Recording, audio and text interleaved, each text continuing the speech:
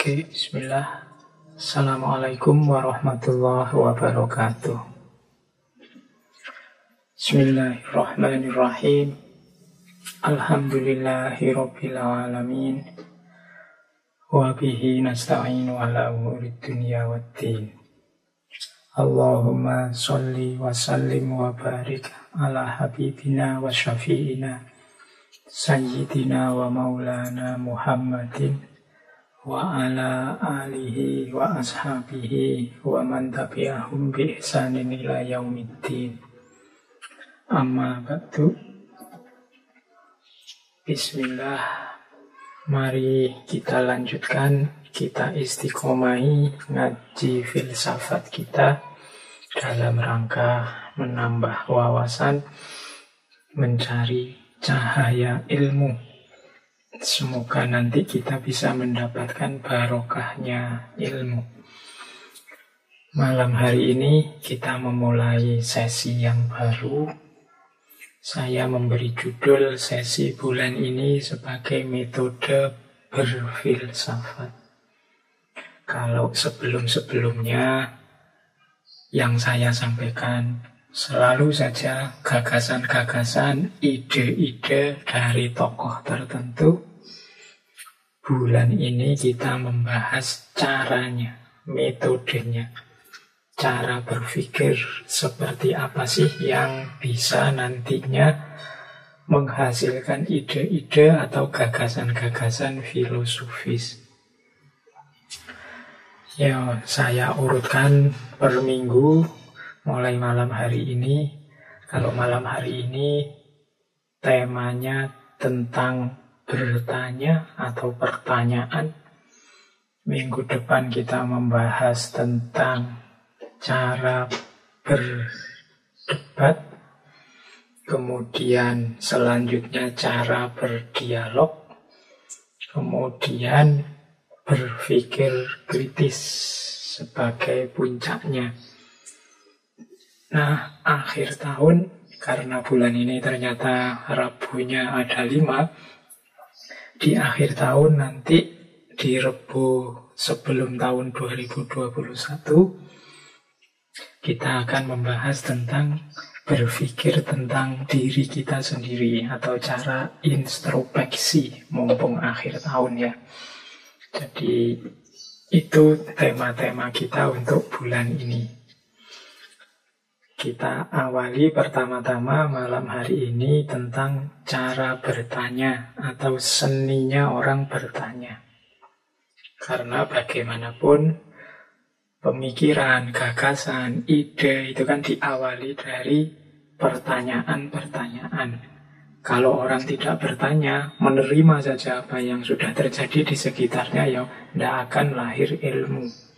Maka kunci dari semuanya selalu diawali dari pertanyaan-pertanyaan. Maka malam hari ini kita awali sesi metode berfilsafat dengan seni bertanya.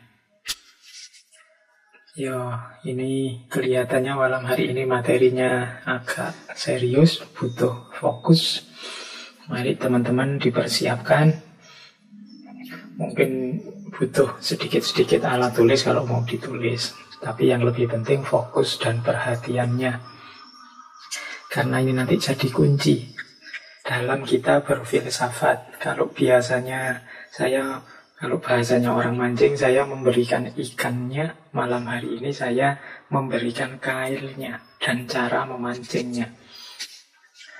Baik, bismillah, langsung saja. Ya meskipun tetap kita bahas pelan-pelan ya. Nanti semoga rekamannya bagus sehingga kalau ada yang ingin diulang, dipelajari lagi bisa dicek di rekamannya. Baik, saya awali dari quote-quotes dulu ya, biar teman-teman siap mentalnya untuk tema hari ini. Biasanya quote ini saya taruh di belakang. Malam hari ini saya taruh di depan. Ada beberapa quote bagus yang menurut saya untuk menyemangati kita belajar tentang pertanyaan. Yang pertama dari Edward de Bono. Edward de Bono ini adalah aslinya seorang dokter, psikolog, penulis, filosof juga, konsultan juga. Beliau yang mempopulerkan istilah berpikir lateral. Beliau juga yang nulis buku yang judulnya 6 Topi Berpikir. Dan beliau ini yang punya gagasan agar di sekolah-sekolah itu juga diajarkan metode berpikir yang benar. Tidak hanya nunggu kalau kuliah, kalau masuk jurusan filsafat. Buku-bukunya banyak, termasuk yang diterjemahkan dalam bahasa Indonesia. Nah, beliau punya quote bagus tentang pertanyaan, yaitu asking a question is the simplest way of focusing thinking. Menanyakan sebuah pertanyaan itu cara paling mudah untuk memfokuskan pemikiran. Jadi, kalau kita ingin fokus, coba bertanyalah. Jangan dikira bertanya itu diawali dari tidak tahu apa-apa. Bertanya itu diawali dari rasa ingin tahu. Karena pengetahuan sebelumnya dirasa belum memuaskan. Maka cara untuk fokus itu yang paling mudah adalah bertanya. Kalau teman-teman misalnya baca buku, ingin mudah paham buku itu, coba rumuskan pertanyaan-pertanyaan yang berhubungan dengan isi buku, dan nanti setelah bukunya kita baca, coba jawablah. Mungkin tidak harus full buku, mungkin di tiap bab, mungkin di tiap subbab. Coba rumuskan pertanyaan-pertanyaan, baik yang isinya informatif dari buku itu maupun yang isinya bertanya karena kita tidak paham, ingin penjelasan lebih jauh. Nah, itu boleh bukunya nanti dicoret-coret isinya pertanyaan-pertanyaan. Ini memudahkan fokus. Daripada mungkin membaca buku sambil lalu saja, sambil santai, sambil melakukan apa, yaitu biasanya tidak fokus. Untuk fokus itu ada pertanyaan-pertanyaan yang ingin kita tahu jawabannya. Ini membuat kita fokus. Malam hari ini misalnya teman-teman kan sudah ngerti, ngajinya temanya adalah tentang cara bertanya atau seni bertanya. Mungkin sudah ada pertanyaan-pertanyaan di pikiran kita, cuma tidak kita rumuskan dengan baik. Boleh sekarang ditulis, misalnya dalam bentuk pertanyaan, bagaimana sih cara bertanya yang baik itu? Bagaimana sih cara membangkitkan minat untuk bertanya itu? Kemudian apa sih ukuran-ukuran pertanyaan, disebut pertanyaan bermutu atau tidak itu. Coba bikin pertanyaan sebanyak mungkin. Nanti kita akan lebih fokus mendengarkan ngaji ini. Karena apa? Kita punya pertanyaan yang butuh untuk dijawab. Filsafat itu lahir ya karena orang bertanya. Tidak puas dengan jawaban-jawaban yang ada sebelumnya yang dianggap mitos. Seperti dari zaman Yunani. Jadi orang bertanya, hari ini mengapa teman-teman kebingungan luar biasa, zaman hoax, zaman berita palsu, zaman informasi buatan, kita bingung, kita terombang-ambing. Mungkin karena kita terbiasa menerima, menelan begitu saja informasi. Kita tidak terlatih bertanya dan mempertanyakan. Sehingga akhirnya kita bingung sendiri karena kita tidak fokus.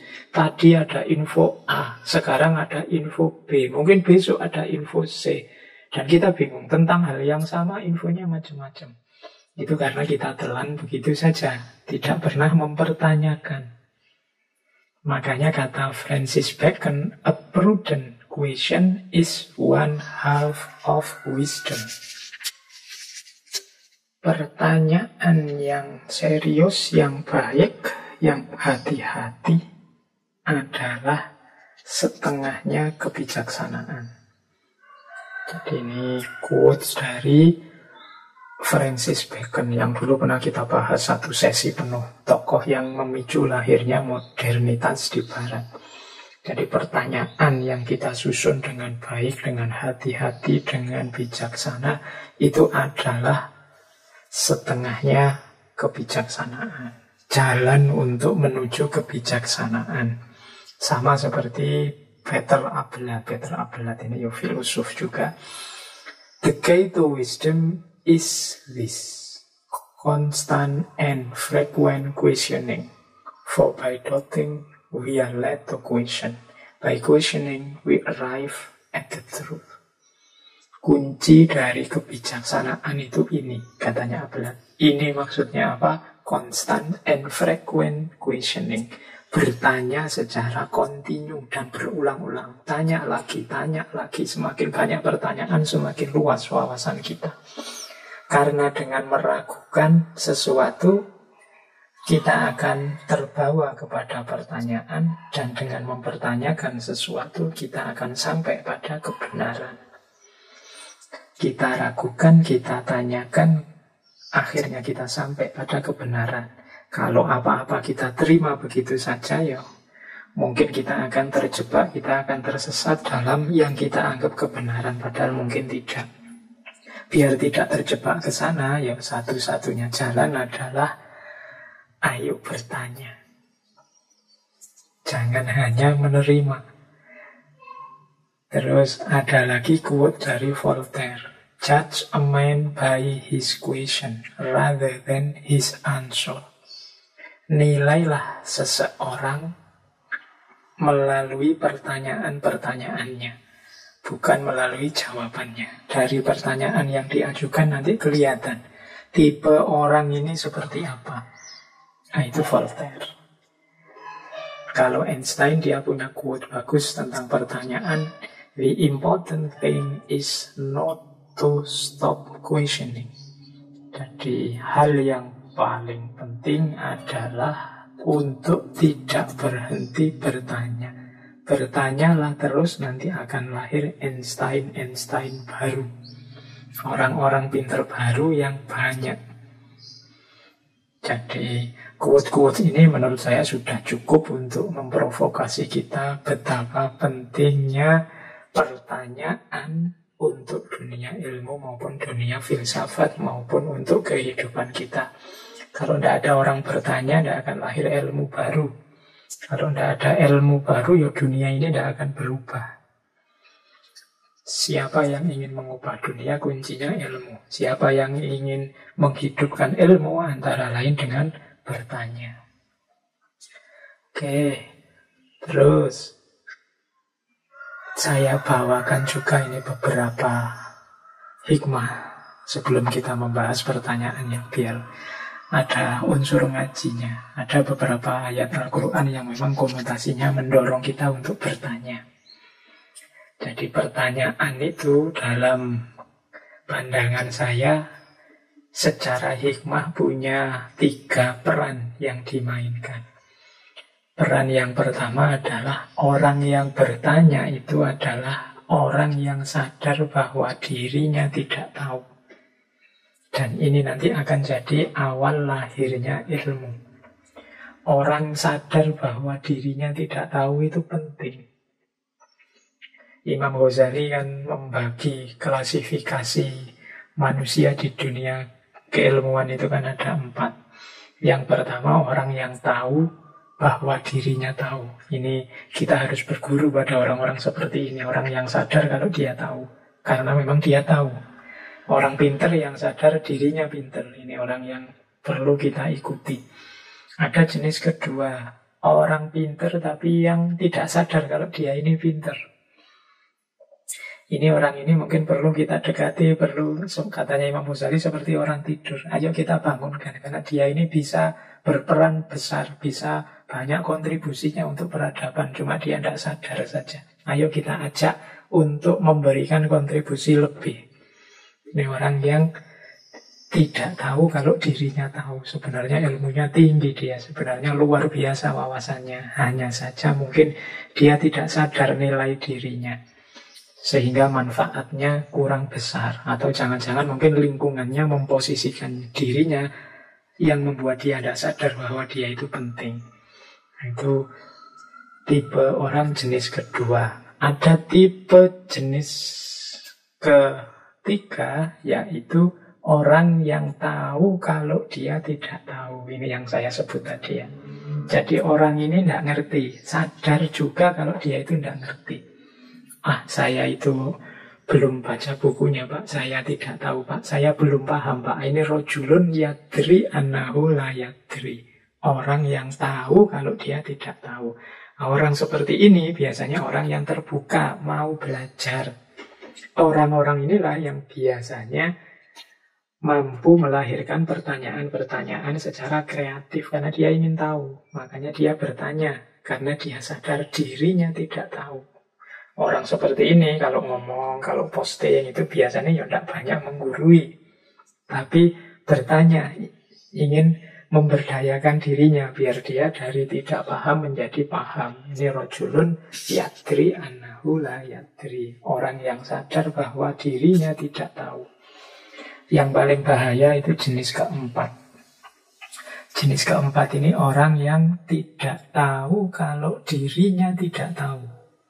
Orang yang tidak sadar kalau dirinya itu tidak ngerti. Berarti dia ini orang yang tidak tahu tapi merasa tahu. Akhirnya dia merasa punya hak untuk ngajari orang. Dia merasa sudah layak untuk nuntun orang. Padahal ilmunya belum cukup. Nah ini tergolong orang layadri annahu layadri. Tidak sadar kalau dia itu tidak tahu. Nah ini harus kita ingatkan. Biar dia belajar lagi. Biasanya kadang-kadang orang jenis ini itu kalau diingatkan ya marah. Karena dia merasa aku ini pinter. Ya sudah ya level kita memang mengingatkan. Kalau diingatkan tidak mau kan tidak mungkin kita ajak tawuran. Yuk kita doakan semoga dia sadar bahwa dia itu tidak tahu. Oke, ada ayat yang banyak sekali dikutip, disinggung, diceramahkan tentang bertanya ini, yaitu surat An-Nahl ayat 43 yang bunyinya fas'alu ahlal dzikri in kuntum la ta'lamun. Bertanyalah kalian kepada orang-orang yang tahu, ahlal dzikri in kuntum la ta'lamun, kalau kalian tidak tahu. Jadi memang tugasnya orang yang tidak tahu itu bertanya pada yang tahu. Orang yang tidak paham bertanya pada yang paham. Jangan yang tidak paham ngomong macam-macam, menjelaskan macam-macam. Itu nanti malah menyesatkan orang. Belajar dulu, memahami dulu. Fas'alu ahla dzikri in kuntum la ta'lamun. Jadi ini hikmahnya pertanyaan. Jadi yang pertama, membawa kita dari dunia ketidaktahuan yang gelap menuju dunia pemahaman yang terang. Yang kedua, pertanyaan ini kadang-kadang bukti dari perhatian dan tanggung jawab. Pertanyaan dari orang tua kepada anaknya, pertanyaan dari guru kepada muridnya. Ini kan pertanyaan-pertanyaan yang menunjukkan perhatian dan tanggung jawab. Bahkan dari Allah kepada hambanya, kan banyak sekali ayat-ayat Al-Quran itu yang isinya pertanyaan-pertanyaan, baik yang memang bertanya maupun yang retoris. Misalnya, bukankah aku Tuhanmu? Dan banyak Al-Quran yang artinya begitu. Kemudian, afala ta'qilun, tidakkah kalian berpikir?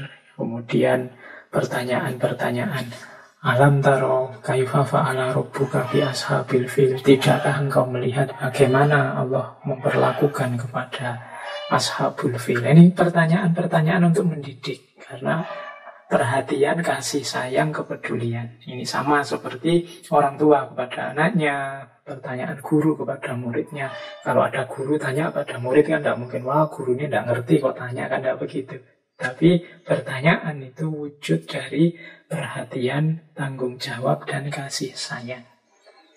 Ini saya bawa contohnya misalnya dari surat Al-Baqarah ayat 133. Am kuntum syuhada'a idh hadara Ya'qubal mautu idh qala li banihi ma ta'buduna min ba'di. Ini Nabi Yakub suatu ketika saat beliau menjelang meninggal, idh hadara Ya'qubal maut, sedang menghadapi maut, pertanyaan terakhir diajukan kepada putra-putra beliau, Mata buduna mimbati, wahai anak-anakku, kalau aku sudah pergi, apa yang akan engkau sembah? Nah, ini karena beliau khawatir nanti apa yang dilakukan putra-putranya kalau sudah tidak dikawal lagi, kalau sudah beliau tidak ada. Ya karena putra-putra beliau orang yang soleh, jawabannya qalu na'budu ilahaka wa ilaha abaika Ibrahim wa Ismaila wa Ishaqa ilaha wahida wa nahnu lahu muslimun. Jawab putra-putra beliau, ya kami menyembah Tuhanmu, Tuhan nenek-nenek ayah-ayah terdahulu Ibrahim, Ismail, Ishak, Tuhan yang satu. Dan kami kepada Tuhan yang satu itu berpasrah diri. Nah, ini contoh, bukan berarti Yakub itu bertanya yang sifatnya menyelidik atau menguji. Nah, ini pertanyaan ini dalam rangka perhatian, kasih sayang, dan tanggung jawab. Itu mode kedua. Ada lagi mode ketiga, pertanyaan yang sifatnya nasihat. Ini banyak ya nasihat-nasihat dalam bentuk pertanyaan. Apa kita akan kembali ke zaman jahiliyah? Ini pertanyaan-pertanyaan seperti itu. Isinya nasihat, yo kita jangan kembali lagi ke zaman jahiliyah. Di situ saya contohkan misalnya pertanyaannya Rasulullah tiba-tiba kepada para sahabat. Atadharuna manil muflis. Tahukah kalian siapa orang yang rugi itu? Nah, ini kan seperti guru pada muridnya, tapi hakikatnya ini nanti nasihat. Para sahabat menjawab, loh orang rugi itu orang yang tidak punya uang, tidak punya harta benda, tidak punya dirham. Nah, terus Rasulullah menjawab, nah orang rugi itu silahkan dicari hadisnya, yang orang yang nanti di akhirat merasa membawa banyak amal, merasa membawa banyak pahala, tapi ternyata setelah dihisab, dihitung, dia sering melakukan hal-hal yang menyakiti orang lain, menyusahkan orang lain, kemudian membuat orang lain sengsara dan sebagainya. Wah, bahkan safaka dama hadza, kalau di hadis itu mengalirkan darah orang lain, membunuh orang lain. Nanti pahalanya yang dia merasa sudah banyak dikurangi oleh keburukan-keburukan kepada sesama yang dia lakukan, dan akhirnya rugi, defisit. Jadi amalnya tidak mampu menutup keburukannya. Inilah orang yang rugi. Nah, ini tadi kan awalnya mode pertanyaan, tapi akhirnya adalah nasihat. Kita jangan sampai begitu. Merasa amalnya sudah banyak, tapi menyakiti, menyusahkan, menyengsarakan orang lain. Sehingga nanti ketika ditotal, pahala kita tidak nyampe untuk nutup keburukan kita. Itulah orang yang rugi. Nah, ini mode nasihat. Itu juga salah satu hikmah dari pertanyaan. Cuma malam hari ini kita akan fokus pada jenis pertanyaan yang pertama. Pertanyaan yang membawa kita dari kegelapan ketidaktahuan menuju terangnya pengetahuan. Dari tidak mengerti menjadi ilmu. Nah, kita butuh pertanyaan-pertanyaan. Kalau dua jenis pertanyaan yang lain, ya itu nanti tema-tema yang biasanya isinya tentang kemanusiaan, ketuhanan, tasawuf, dan macam-macam. Baik, kita fokus di yang pertama. Kita belajar bertanya secara baik dan benar. Bismillah, kita awali. Kita masuk ke materi sekarang ini. Pengantarnya agak panjang. Nah, fungsi pertanyaan. Ini kalau ada yang tanya, apa sih Pak gunanya bertanya itu? Kalau yang saya bawa ini paling tidak pertanyaan itu membawa 7 manfaat. Yang pertama, yang paling mudah ya, ketika kita bertanya, kita mendapat pengetahuan dan wawasan baru. Kalau kita tidak bertanya, ya tidak ada yang baru. Ketika kita bertanya, akhirnya kita mengejar jawabannya, dapatlah kita informasi yang baru, wawasan yang baru. Itu fungsi paling mudah yang pertama. Yang kedua, untuk menguji kapasitas pengetahuan kita. kita ini mampu ndak sih mencari jawabannya, kita ini punya kemampuan ndak sih untuk mendapatkan kebenaran, sejauh mana saya bisa paham, sejauh mana saya kurang paham. Nah, ini gunanya pertanyaan menguji. Ternyata saya tidak bisa loh menjawab pertanyaan ini. Berarti saya harus lebih banyak belajar lagi. Kapasitas saya ternyata hanya sampai di situ. Saya kalau ada yang tanya tentang ini bingung saya. Berarti batas saya di sini. Ternyata ketika ditanya tentang itu saya belum paham. Ini saya harus mencari lagi jawaban. Nah, ini menunjukkan kapasitas. Jadi pertanyaan-pertanyaan itu biasanya menunjukkan batas kita. Makanya anak sekolah itu diberi ujian kan untuk menunjukkan rankingnya. Disitulah rankingmu, kapasitasmu, kemampuanmu sampai di situ. Itu gunanya pertanyaan. Yang ketiga, pertanyaan itu membangkitkan rasa ingin tahu. Jadi membangkitkan minat intelektual. Jadi yang ketiga ini, biasanya kalau ada pertanyaan itu kan kita tergerak ingin tahu jawabannya apa. Manusia itu kan punya ciri namanya curiosity. Curiosity itu ingin tahu. Ini sifatnya fitrah. Sejak kecil begitu pemikirannya jalan, akalnya jalan, manusia itu dipenuhi hasrat ingin tahu. Makanya anak kecil itu yang baru bisa berpikir, baru bisa bicara, itu biasanya cerewet. Tanya macam-macam. Ini apa, itu apa. Itu rasa ingin tahu. Jadi meskipun nanti oleh lingkungannya seringkali keingintahuan ini dibungkam, dikalahkan. Mbok jangan cerewet, nggak usah tanya macam-macam. Besok saja tanya guru kalau sudah sekolah dan lain sebagainya. Akhirnya nanti muncul kesan seringkali dalam diri anak, banyak tanya itu tidak bagus, tidak baik. Apalagi nanti waktu sekolah, ternyata mungkin gurunya apa dosennya tidak terlalu suka kalau muridnya, mahasiswanya banyak tanya. Sehingga kalau ditanya sih jawab, tapi jawabnya setengah ketus, setengah tidak senang.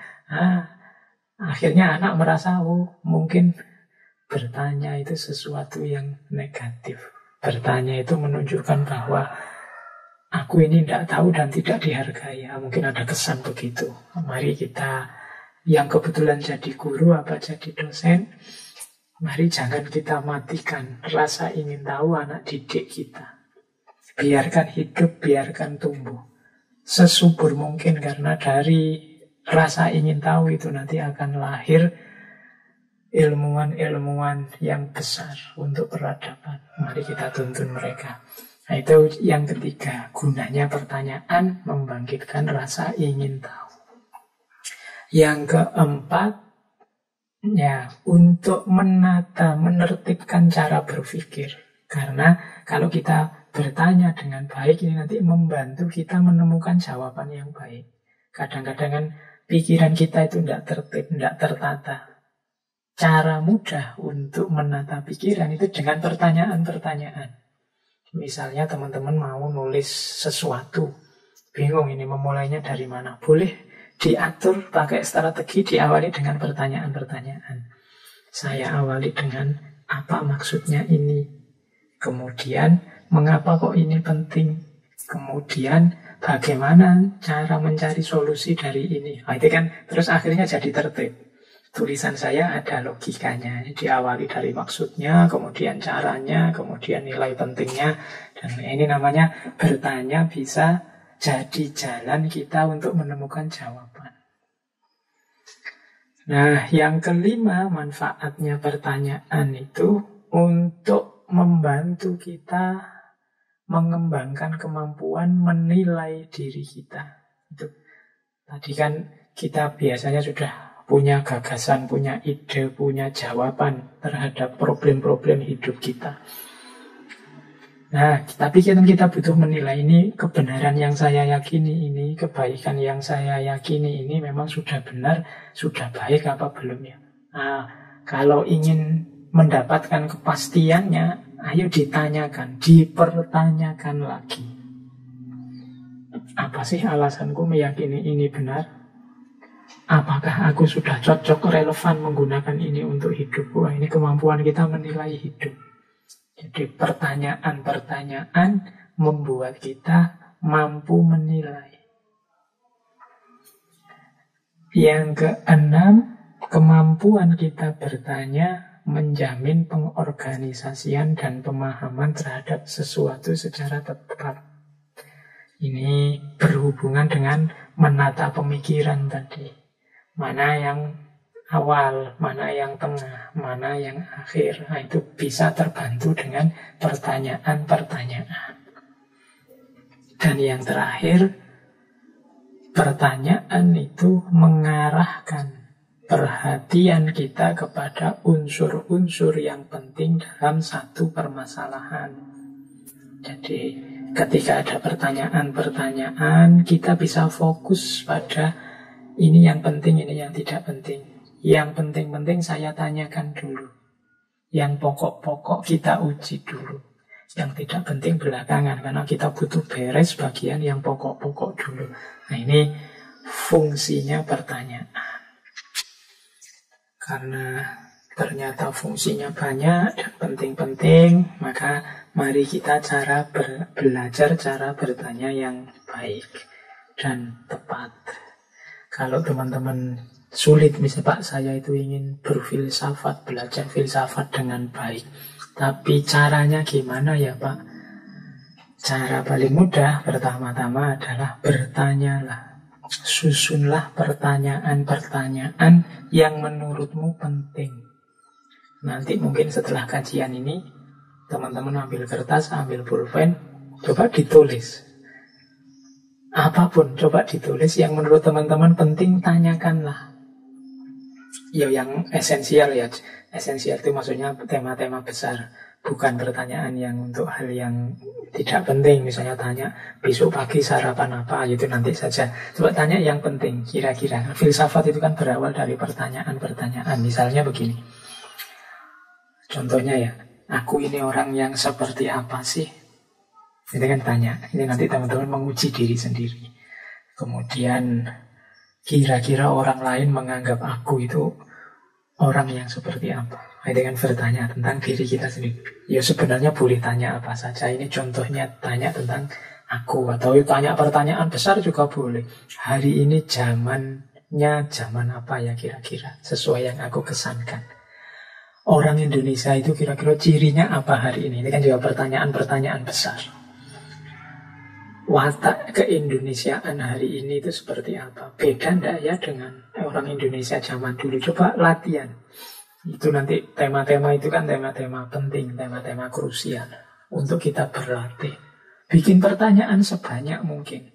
Semakin banyak kita punya pertanyaan, semakin menunjukkan kita berpikir.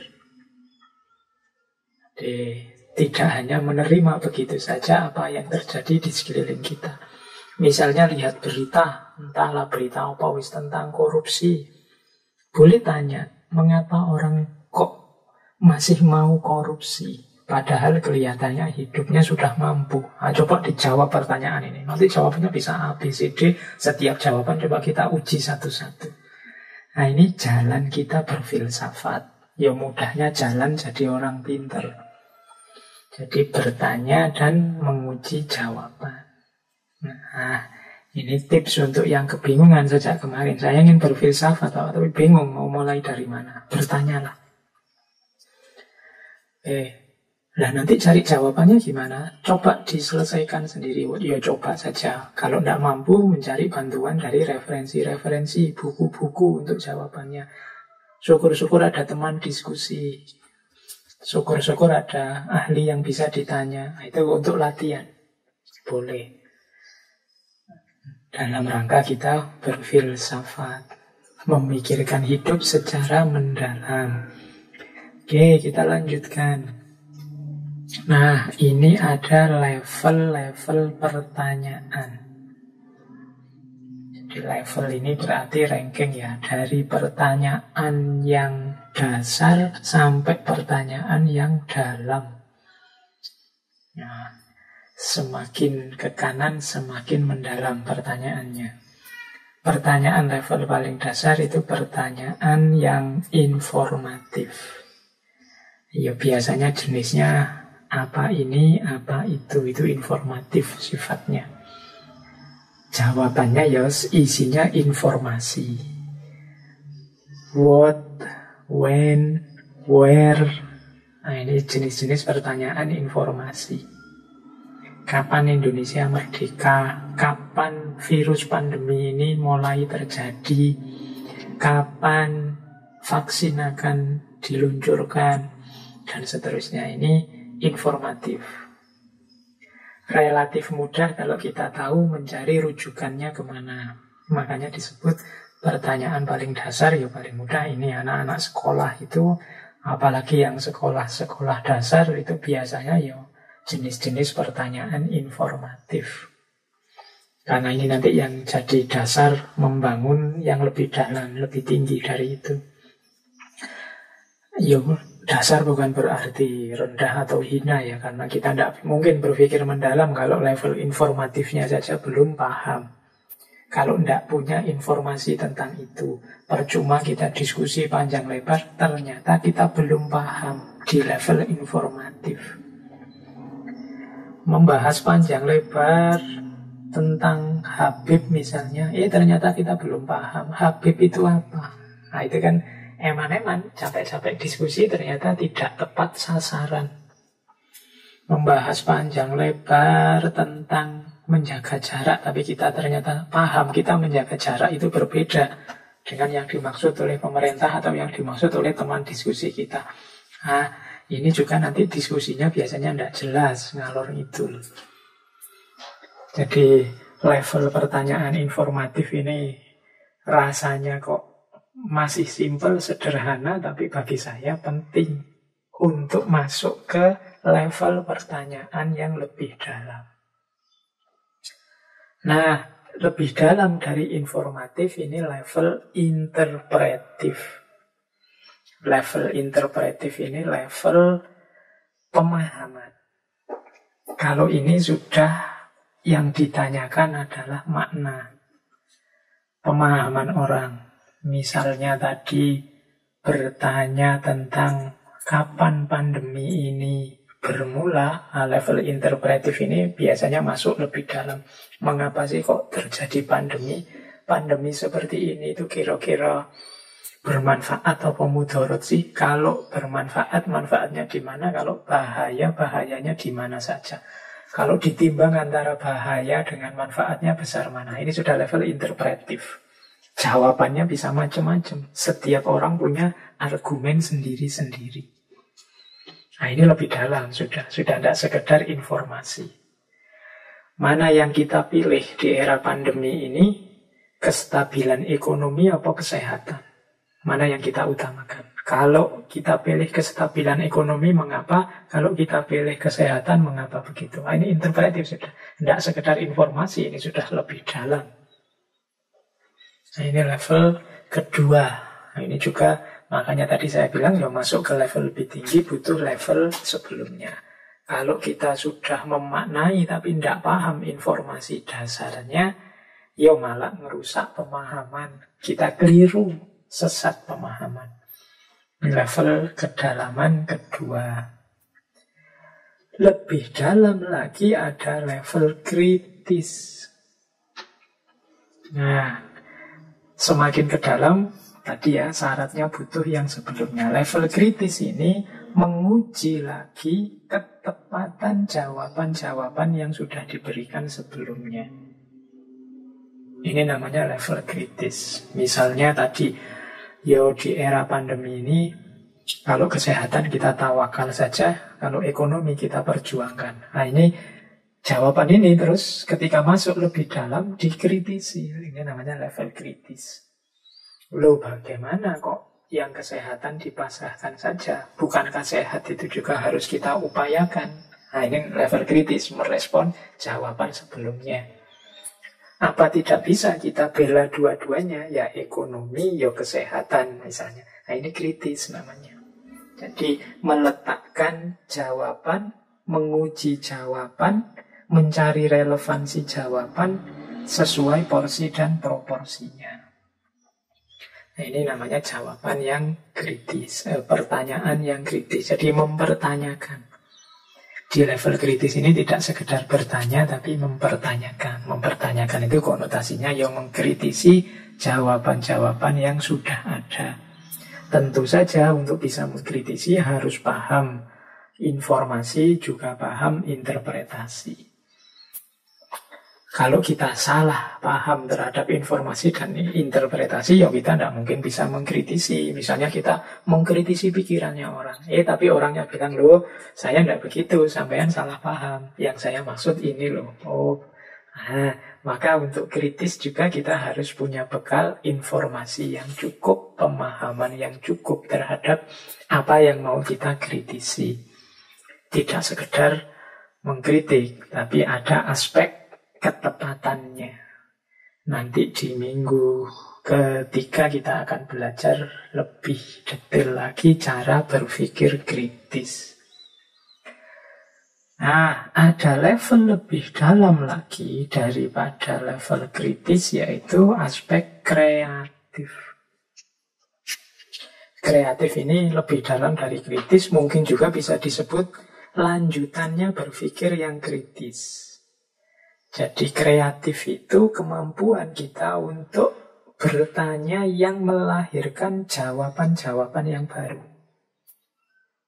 Jadi tidak sekedar meletakkan, mempertanyakan jawaban sebelumnya, tapi kita bertanya yang jawabannya adalah kemungkinan jawaban baru. Misalnya tadi, menurut kita ekonomi harus didahulukan dari kesehatan. Nah, kalau ingin kreatif, ditanyakan bagaimana kalau kita balik, kesehatan kita dahulukan dari ekonomi. Nah, ini jawabannya mesti alternatif baru. Jadi ada kemungkinan kebenaran yang berbeda, yang mungkin sebelumnya tidak ditawarkan oleh jawaban-jawaban yang ada. Nah, ditanyakan secara kreatif, bagaimana kalau ini alternatifnya, bagaimana kalau itu alternatifnya, bagaimana kalau kita balik posisinya, dan seterusnya. Ini pertanyaan-pertanyaan semacam ini, pertanyaan levelnya dalam. Ini pertanyaan level kreatif, yang itu butuh syarat-syarat sebelumnya. Dia harus ngerti informasi, paham interpretasi, mampu mengkritisi gagasan sebelumnya, baru terakhir menawarkan alternatif baru dalam pertanyaan-pertanyaan yang sifatnya kreatif. Jadi ini levelnya pertanyaan. Ada informatif, ada interpretif, ada kritis, ada kreatif. Ini buat teman-teman yang belajar bertanya, perhatikan level-level pertanyaan ini. Jadi, Pak, saya ingin belajar filsafat, berarti pertanyaan saya kan harus mendalam ini, Pak. Levelnya paling tidak ya kritis apa kreatif. Ya bagus, tapi untuk kritis dan kreatif harus juga paham level sebelumnya, informatif dan interpretif. Baik, itu levelnya. Sekarang kita lanjutkan lagi cara kita belajar bertanya. Nah, ini saya bawa hal-hal apa sajakah yang bisa kita tanyakan. Di catatan saya ada 1, 2, 3, 4, 5, 6, 7, 8, 9. Jadi 9 poin, 9 titik yang bisa kita tanyakan secara kritis filosofis. Kadang-kadang kan teman-teman kalau ditawari, biasanya saya alami di kelas, adakah yang bertanya, adakah yang ingin mengajukan pertanyaan, itu biasanya terus sebagian besar diam, kesulitan mencari titik-titik yang bisa ditanyakan. Kalau gitu, kalau tidak ada yang tanya, gantian ya, saya yang tanya. Wah, baru terus yang lain mikir gimana caranya biar dosennya tidak tanya, kita saja yang tanya, terus ngarang-ngarang pertanyaan. Kadang-kadang memang harus ditrik begitu. Tapi sebenarnya ada beberapa titik umum ya, secara umum yang bisa kita tanyakan. Ini pertanyaan-pertanyaan dalam. Ya semoga nanti kalau kalian praktekkan di kelas, di manapun, Yang ditanya siap. Yang pertama apa? Boleh ditanyakan itu clarity. Clarity itu kejelasan. Kadang-kadang kan kalau ada orang bicara, ada aspek yang kita tidak jelas, ya tanyakan saja. Biar dia menjelaskan. Nah, di situ itu model-model pertanyaannya. Sayangnya di slide ini saya tulis pakai bahasa Inggris. Belum sempat menerjemahkan ke dalam bahasa Indonesia. Misalnya pertanyaan, could you elaborate further? Coba engkau elaborasi lebih jauh. Engkau jelaskan lagi. Nah, itu pertanyaan clarity. Bisakah Anda memberi saya contoh-contoh? Coba beri ilustrasi yang sampean maksud itu bagaimana? Ini pertanyaan-pertanyaan yang mempertanyakan kejelasan. Mungkin yang diomongkan paham sih, tapi detailnya bagaimana? Kira-kira contohlah konkretnya apa? Itu namanya clarity. Jadi cara paling mudah kalau teman-teman jadi mahasiswa terpaksa harus bertanya biar tidak ditanya oleh dosennya, tanyakan saja aspek clarity, kejelasan. Pak, mohon dijelaskan lagi bagian ini, Pak. Pak, bisa ada contoh konkretnya enggak?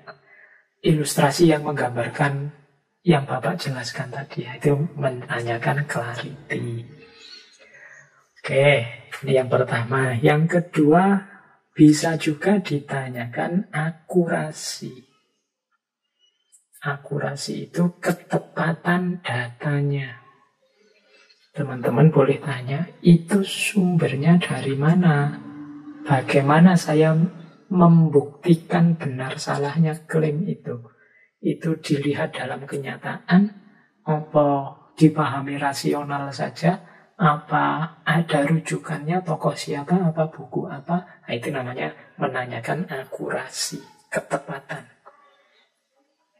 Jadi cara saya memverifikasi yang Bapak nyatakan tadi seperti apa? Kok Bapak bilang bahwa masyarakat Indonesia ini semakin lama semakin tidak toleran? Kira-kira yang membuktikan itu apa sih? Nah, itu akurasi namanya, yang ditanyakan. Bapak belum menunjukkan bukti-buktinya sejak tadi. Itu mempertanyakan akurasi.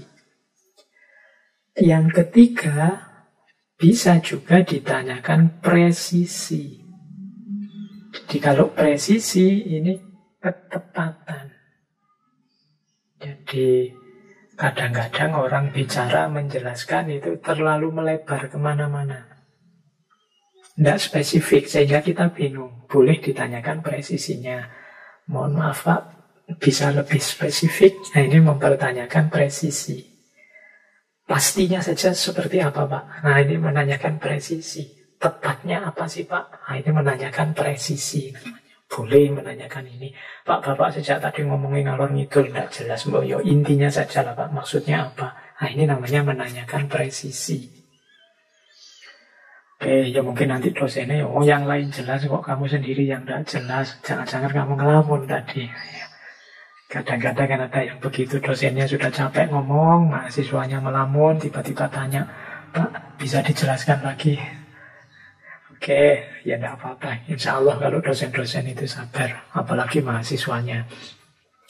Nah, selain presisi juga yang keempat bisa ditanyakan relevansi. Kalau relevansi ini kesesuaian. Pak, yang Bapak jelaskan itu hubungannya apa dengan masalah yang kita bahas? Kemudian sumbangannya apa terhadap problem konkret yang dihadapi oleh bangsa ini? Ini pertanyaan-pertanyaan yang berhubungan dengan relevansi. Gunanya apa untuk menyelesaikan problem yang kita hadapi bersama ini? Itu namanya pertanyaan relevansi. Relevan atau tidak. Terus yang kelima, kedalaman. Kalau kedalaman ini yang menggali semakin dalam. Biasanya menanyakan argumen-argumen, kesulitan-kesulitan tambahan. Itu kedalaman. Misalnya bertanya kira-kira apa sih yang membuat problem ini sulit sekali diselesaikan. Nah, pertanyaan ini kan membuat orang menggali masalah semakin dalam. Jadi kemudian kira-kira masalah ini itu berhubungan dengan problem yang lain apa saja. kesulitan-kesulitan apa saja yang harus kita lewati untuk menyelesaikan masalah ini. Nah, ini problem kedalaman. Boleh mempertanyakan kedalaman. Pak, kalau kita ikuti saran Bapak, kira-kira problem yang kita hadapi apa saja yang harus kita selesaikan. Nah, ini menanyakan kedalaman. Boleh, antara lain menanyakan ini. Atau yang keenam, menanyakan keluasan. Menanyakan keluasan ini berarti nambah perspektif. Misalnya begini, Pak, kalau dari perspektif Bapak kan begitu. Tapi kalau dari perspektif orang lain yang berbeda pandangan, kira-kira apa? Atau dari perspektifnya Bapak kan filsafat ini. Tapi kalau dari sosiologi kira-kira berbeda. Atau dari sisi kesehatan kira-kira berbeda enggak? Nah, itu keluasan namanya. Ya kadang-kadang untuk mengatasi problem keluasan ini jawabannya pada tokoh yang berbeda. Misalnya kalau acara di TV-TV itu dari beberapa disiplin ilmu ini yang dikejar keluasan.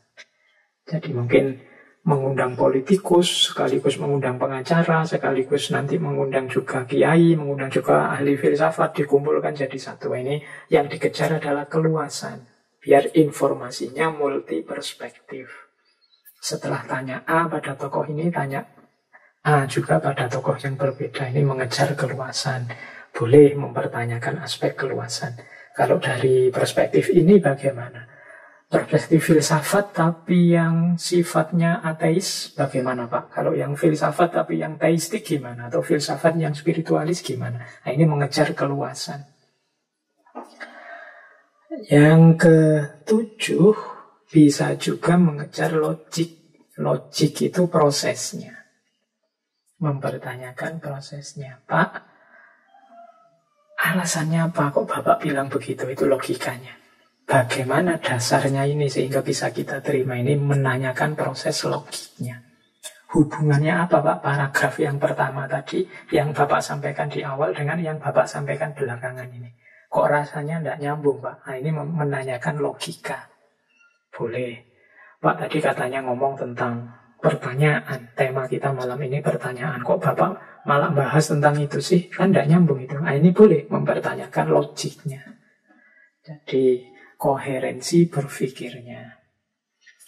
Kemudian yang kedelapan, bisa juga mempertanyakan signifikasi. Signifikasi itu nilai pentingnya. Jadi misalnya dari yang Bapak bicarakan tadi macam-macam di depan, yang paling penting apa, Pak? Nah, ini signifikasi. Jadi dicari mana yang paling penting untuk menyelesaikan masalah. Kita harus fokus ke bagian yang mana, Pak? Kan tadi variabelnya banyak. Nah, itu namanya menanyakan signifikasi. Dan yang kesembilan, fairness. Fairness ini menguji. Jangan-jangan ada bias di situ, ada kepentingan di situ, ada prasangka-prasangka di situ. Pak, Bapak tadi bilang begitu. Jangan-jangan karena memang Bapak anggota organisasi ini, sehingga kalimatnya selalu mendukung organisasi itu. Nah, ini mempertanyakan fairness. Jangan-jangan Bapak terpengaruh ini, atau memang itu dari pikiran Bapak sendiri, ya, itu mempertanyakan fairness. Jadi teman-teman, kalau ada yang ingin belajar bertanya, boleh pada titik-titik yang saya sebut tadi. Bisa mempertanyakan kejelasan, bisa mempertanyakan akurasi, bisa mempertanyakan presisi, relevansi, kedalaman, keluasan, logis tidak logis, kemudian signifikansi dan fairness. Keadilan, fair, objektivitas. Ini hal-hal yang bisa kita tanyakan secara kritis. Jawabannya biasanya filosofis. Mungkin teman-teman ada di antara yang mendengarkan ngaji ini mungkin jadi penyiar, atau sekarang kan banyak ini model apa? Hari ini bikin podcast. Itu kan butuh kemampuan bertanya. Kalau enggak nanti tamumu bingung, kamu tanyanya enggak jelas. Silakan belajar titik-titik yang mungkin ditanyakan. Clarity, akurasi, presisi, relevansi, kedalaman, keluasan, logik, signifikan, dan fairness.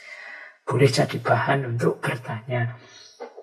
Wah, nanti ini apa tidak terlalu berat Pak pada yang ditanya? Yo kalian sendiri yang ngukur. Ya dosisnya kan bisa diatur sesuai tema dan sesuai narasumbernya. Baik, kita lanjutkan lagi belajar bertanya kita. Nah, ya ini ada teori yang judulnya pertanyaan konvergen dan pertanyaan divergen. Jadi tipe pertanyaan berdasarkan jawaban. Ya, untuk jawaban-jawaban yang sempit, pertanyaan-pertanyaan yang butuh jawaban singkat, nama pertanyaannya adalah pertanyaan konvergen. Tadi sudah saya contohkan apa, siapa, kapan, di mana. Ini jenis jawabannya ya jawaban simpel. Jadi tepat, ringkas, jelas. Ini tipe pertanyaan tingkat awal. Namanya pertanyaan konvergen. Kapan Indonesia lahir? Kapan Pancasila lahir? Kemudian apa lambang negara kita dan seterusnya. Ini pertanyaan-pertanyaan konvergen. Nanti ada pertanyaan-pertanyaan divergen. Kalau divergen ini jawabannya tidak satu. Mungkin setiap orang menjawab bisa beda-beda. Karena sesuai dengan tingkat berpikirnya masing-masing orang. Mengapa sih kita harus pasrah saja kepada Tuhan menghadapi pandemi ini? Oh, itu jawabannya bisa masing-masing kepala beda-beda. Jenis pertanyaan ini namanya pertanyaan divergen. Tapi seperti saya bilang tadi, untuk masuk ke ranah divergen kadang-kadang harus konvergen dulu. Jelas dulu informasi-informasi basicnya. Mau menjawab pandemi dan hubungannya dengan kesehatan kan kita harus tahu dulu apa itu pandemi. Bedanya apa dengan sekedar wabah atau penyakit biasa dan lain sebagainya. Nah, jadi ini nambah saja satu wawasan baru. Ada jenis pertanyaan konvergen, ada jenis pertanyaan divergen. Baik, ambil nafas dulu sebentar. Semoga sudah mulai terbayang dan mulai bersemangat kita untuk menjawab dan mencari pertanyaan dengan baik. Nah, sekarang tentang ciri-ciri pertanyaan yang baik. Ada beberapa ciri. Yo, ini harus dilatih. Pelan-pelan nanti kita bisa membuat pertanyaan yang baik. Tapi kalau ada pertanyaan, boleh kita uji ini termasuk pertanyaan yang baik atau tidak. Pertanyaan yang baik itu yang pertama apa? Membangkitkan rasa ingin tahu. Jadi orang kalau mendengar pertanyaan itu tertarik, kira-kira jawabannya apa ya? Kalau ada pertanyaan, jawabannya sudah jelas, itu kan kita malas mendengarkannya. Saya sering di TV itu misalnya ada bencana apa musibah misalnya. Terus yang wawancara pertanyaannya kadang tidak menarik sama sekali. Misalnya tanya, Bapak sedih enggak mengalami bencana ini? Ditinggal, misalnya artis ditinggal orang tuanya. Apa yang Anda rasakan? Sedih atau tidak? Itu kan pertanyaan yang tidak usah ditanyakan, kita juga sudah tahu jawabannya. Jadi pertanyaan yang baik itu pertanyaan yang membuat kita ingin tahu kira-kira jawabannya apa. Nanti kalau kita jadi reporter, kalau ada yang jadi reporter, coba latihan membuat pertanyaan yang ini orang kalau mendengar pertanyaan ini, semua ingin tahu jawabannya. Bukan, alah kalau ada pertanyaan itu, nggak usah dijawab, saya juga sudah tahu kira-kira jawabannya apa. Nah, itu pertanyaannya berarti kurang baik, tidak menarik. Yang kedua, pertanyaan yang baik itu membuat orang semangat untuk progres. Itu maksudnya apa? Ini kalau jawabannya ketemu, ada yang berubah lebih baik. Nah, itu pertanyaan yang sangat baik. Jadi, wah ini harus saya jawab ini. Kalau pertanyaan ini ketemu jawabannya, hidup kita akan jadi lebih baik. Nah, itu pertanyaan yang baik juga. Kalau tadi saya bisa jawab tipe orang seperti apa aku ini, nah kalau ketemu ini, wah aku bisa berubah jadi lebih baik. Nah, cari pertanyaan-pertanyaan yang membangkitkan semangat untuk jadi lebih baik. Jadi semangat untuk progres. Ini mungkin di TV-TV, di podcast-podcast, teman-teman latihan membuat pertanyaan yang kalau itu ditanyakan, ada jawaban yang konstruktif, kreatif, membuat hidup jadi lebih baik. Nah, berarti itu pertanyaan yang baik. Yang ketiga, pertanyaan yang baik itu yang memicu diskusi yang reflektif. Ya memang jawaban pastinya tidak ketemu, tapi ini membuat kita berdiskusi dengan reflektif. Reflektif itu dengan mendalam. Membuat akal kita berputar, bergerak, menganalisis. Wah, ini kan kerja yang mulia berpikir itu. Jadi pertanyaan yang membuat kita berefleksi itu adalah pertanyaan yang bagus. Kemudian ciri pertanyaan yang baik lagi adalah pertanyaan yang membuat kita fokus dalam pembahasan. Jadi jangan menanyakan sesuatu yang membuat temanya melebar kemana-mana. Hari ini temanya apa, malah tanya tentang apa. Ini bukan pertanyaan yang baik. Ya memang orang harus banyak tanya, tapi kan juga harus ngerti momennya. Nah, pertanyaan yang baik itu membuat orang tambah fokus, tambah paham terhadap permasalahan. Pertanyaan yang baik juga memancing pemikiran yang kreatif, membuat orang ingin tahu jawaban-jawaban yang baru. Ini kan fungsi kreatif dari pertanyaan. Ini nyambung dengan selanjutnya, melahirkan kemungkinan-kemungkinan baru.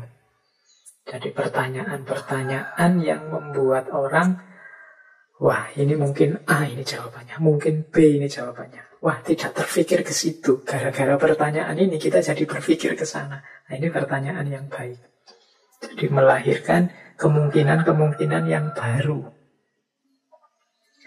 Terus pertanyaan yang baik itu menampakkan asumsi-asumsi yang tersembunyi. Kadang-kadang pernyataan-pernyataan dari seseorang atau ungkapan-ungkapan di buku atau apa itu kan ya hanya kelihatan penampakan luarnya saja. Nah, ketika pertanyaan diajukan menggali lebih dalam, biasanya asumsi-asumsi yang tersembunyinya keluar. Nah, ini pertanyaan yang baik itu yang menampakkan asumsi tadi. Bapak berani bilang begitu karena kan Bapak sedang membela ini. Menurut Bapak, hubungannya negara dan agama itu kan seperti ini, sehingga Bapak menyatakan itu. Nah, itu menampakkan asumsi yang tersembunyi. Jadi orang bilang begini, terus ditanya.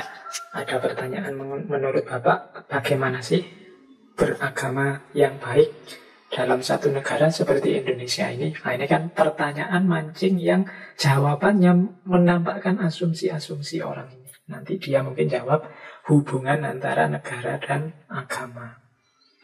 Misalnya lagi pertanyaan yang membongkar asumsi-asumsinya pakar pendidikan. Misalnya kita tanya, menurut Bapak anak didik itu tergolong baik kalau dia banyak bertanya, apa banyak patuh, apa dia lebih memikirkan pekerjaan masa depannya dibandingkan ilmunya. Nah, pertanyaan ini kan nanti menampakkan asumsi, oh yang ada di pikirannya beliau itu anak didik itu seperti ini, mungkin seperti mesin atau mungkin seperti komoditas macam-macam. Nah ini pertanyaan yang melahirkan asumsi yang tersembunyi. Kemudian pertanyaan yang baik juga ya pertanyaan yang melahirkan makna-makna yang dalam. Misalnya, apa sih hikmahnya kita di rumah sekian bulan menjaga jarak itu? Itu nanti pertanyaan ini kan melahirkan banyak makna. Kita beberapa kali ngaji filsafat kan tentang musibah, tentang bencana, tentang sakit. Itu kan menggali secara lebih dalam.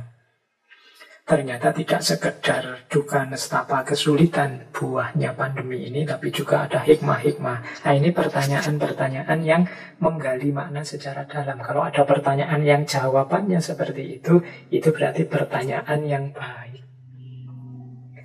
Dan yang terakhir, pertanyaan yang baik adalah juga pertanyaan yang tidak berhenti begitu saja, tapi melahirkan pertanyaan-pertanyaan selanjutnya.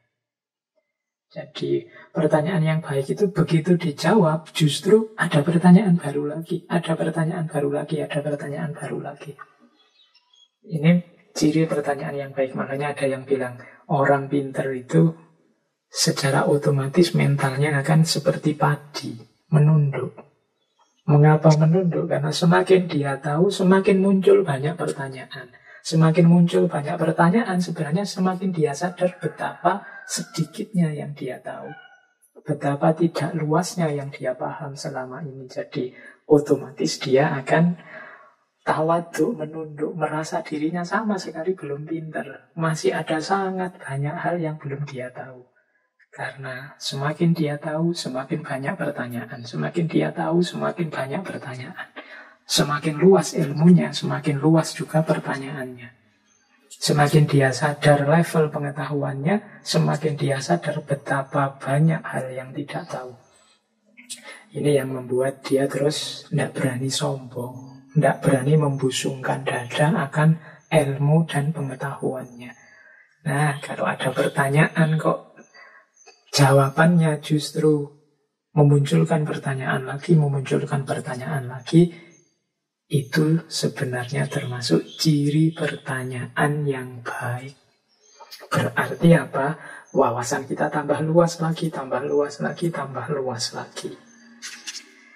Oke, jadi teman-teman yang belajar bertanya, coba dicek pertanyaan yang kita ajukan, adakah ciri-ciri di atas? Membangkitkan rasa ingin tahu, membangkitkan semangat untuk jadi lebih baik, memicu diskusi yang reflektif, memfokuskan perhatian dan pembahasan, membuat orang berpikir kreatif, melahirkan kemungkinan-kemungkinan baru, menampakkan asumsi tersembunyi, menggali makna yang dalam, dan melahirkan pertanyaan-pertanyaan selanjutnya. Oke, terus kita lanjutkan lagi pelajaran kita tentang bertanya. Nah, sebelum bertanya, kita bereskan dulu mentalitas kita. Ini yang saya sebut mentalitas seorang penanya. Rumusnya A, B, C, C. Seorang penanya itu harus aware, harus breathe itu mengambil nafas, C, curiosity, dan C lagi, choose. Oke, jadi sebelum orang bertanya, pertama-tama dia harus sadar dulu. Aware itu sadar. Sadar tentang apa? Loh, sadar tentang yang mau ditanyakan. Tujuannya apa bertanya? Apa yang ingin aku cari dengan pertanyaan ini? Jadi dia harus sadar dulu, jangan asal ngaco, asal tanya. Disadari dulu. Oh iya, ada yang saya tidak paham, saya mau tanya biar paham. Yang disampaikan tadi ada yang tidak jelas, saya mau tanya ini biar jelas. Ini namanya orang sadar. Tidak karena terpaksa, atau tidak karena iseng, atau tidak karena daripada semua diam, biarlah saya yang tanya. Nah, kalau memang tidak ingin tanya, tidak ada yang ingin ditanyakan, ya tidak usah. Nanti malah lahir pertanyaan yang tidak baik. Bikin pertanyaan yang baik diawali dari kesadaran. Nah, tapi sebelum mengajukan breathe itu ambil nafas dulu, kemudian coba berhenti sebentar, dilihat secara lebih objektif lagi. Ya macam-macam ya dia lebih objektif itu. Jadi apa benar aku belum paham, apa benar yang dijelaskan tadi memang belum jelas, yang aku tanyakan ini kira-kira ada manfaatnya apa tidak, itu breathe. Jadi ya menurut saya memang saya harus tanya ini. Setelah ambil nafas sebentar. Jadi aware, breathe. Biar objektif, biar tidak iseng. Baru setelah itu curiosity. Curiosity itu dicek lagi diri kita. Sebenarnya kita itu ingin tahu apa sih? Apa kita sudah menjelajahi sebelumnya? Apa pentingnya yang kita ingin tahu itu? Itu curiosity, rasa ingin tahu. Apa aku sudah punya semua yang aku butuhkan? Kalau sudah punya, apakah aku perlu bertanya? Apa ya sudahlah, bisa aku cari sendiri jawabannya atau bagaimana? Itu curiosity. Jadi aware, breathe, curious ini persiapan mental kita sebelumnya. Jadi kalau tidak ada curious, tidak akan kita bertanya. Kalau tidak ada breathe, nanti jangan-jangan pertanyaan yang kita ajukan tidak ada gunanya. Mungkin ngulang orang lain, mungkin karena kita tidak fokus saja, atau sebenarnya kita sudah tahu jawabannya. Kalau tidak ada aware, ya pertanyaan diajukan secara iseng saja. Atau tidak serius, atau secara tidak sadar, atau secara otomatis saja. Harus aware, breathe, curious. Sadar, ambil jarak sebentar, kemudian ditegaskan rasa ingin tahunya. Baru setelah itu choose. Choose itu, ayo diputuskan. Mau tanya apa sekarang? Pilihlah pertanyaan yang tepat. Tadi sudah ada ciri-ciri pertanyaan yang tepat. Mau tanya tentang apanya? Bikin pertanyaan yang baik. Nah itu choose sudah. Jadi sebelum bertanya, biar pertanyaan itu tidak sia-sia, hanya menghabiskan waktu, ayo aware dulu, kemudian ambil nafas sebentar, kemudian tegaskan lagi problem yang akan kita tanyakan. Kalau sudah oke, ayo sekarang pilih apa yang mau ditanyakan, unsur apa, aspek apa, rumuskan dengan baik. Oke, jadi ini mentalitas penanya. Kita lanjutkan lagi. Kalau ini agak berbeda. Ini juga pertanyaan, tapi pertanyaan bagi yang mau menjawab. Ini menurut saya penting juga. Kalau tadi kan objeknya kita yang mau bertanya, teori untuk yang mau bertanya. Nah, ini yang mendapat peran untuk menjawab. Mungkin ini untuk guru, atau untuk dosen, atau untuk yang diwawancara, atau untuk yang sedang ditanya. Ada beberapa pertanyaan untuk diri kita sendiri yang ditanya. Ini, ya semoga tidak ada yang mengeluh ya Pak. Kalau sebelum jawab menanyakan itu nanti nggak jadi jawab. Ya menurut saya mending nggak jadi jawab daripada jawabannya ngawur. Jawaban yang ngawur itu tidak hanya sesat, tapi juga menyesatkan orang lain. Apalagi kalau pertanyaan itu diajukan kepada publik atau disiarkan untuk orang banyak. Nah, apa saja sih yang harus kita tanyakan kepada diri kita sebelum menjawab pertanyaan? Yang pertama, boleh bertanya kepada diri kita, apakah aku harus segera menjawab pertanyaan ini? Bisa ditundakah? Atau jangan-jangan tidak perlu aku jawab juga tidak apa-apa, wong itu pertanyaan yang sifatnya retoris atau pertanyaan yang hanya mengisi waktu. Nah, ini penting. Karena kadang-kadang kalau pertanyaannya tidak penting untuk dijawab, mending tidak usah dijawab saja. Kalau dijawab malah nambah masalah. Atau ditunda. Ditunda saja ya saya. Saya tidak jawab sekarang. Kalau saya jawab sekarang, situasinya masih belum mungkin dan jangan-jangan nanti sensitif. Nah, ada yang harus ditunda, bahkan ada yang harus tidak dijawab. Tapi ada juga yang harus segera aku jawab. Kalau tidak aku jawab nanti banyak konsekuensi negatifnya. Nah, pertama ini menguji apa harus segera aku jawab atau aku tunda dulu atau tidak perlu dijawab. Yang kedua, coba dikonfirmasi lagi. Apakah pertanyaan ini sesuai dengan bidang pengetahuan yang aku dalami selama ini?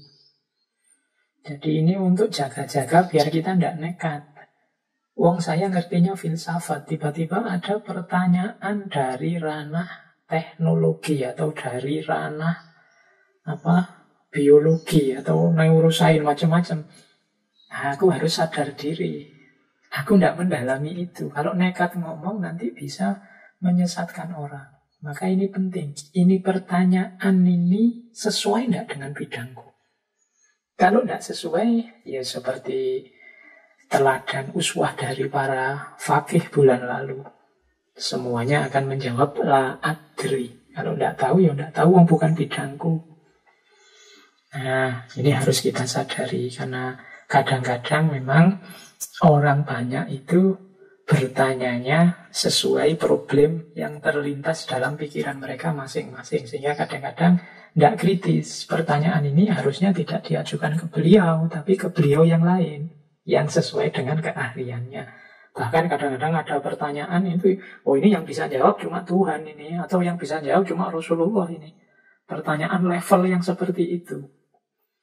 Nah, jadi sebelum jawab, ayo kita uji diri kita. Ini bidang saya apa enggak? Kalau bukan bidang saya, ya nyuwun sewu, saya bukan bidangnya. Khawatirnya kalau ngomong nanti malah menyesatkan.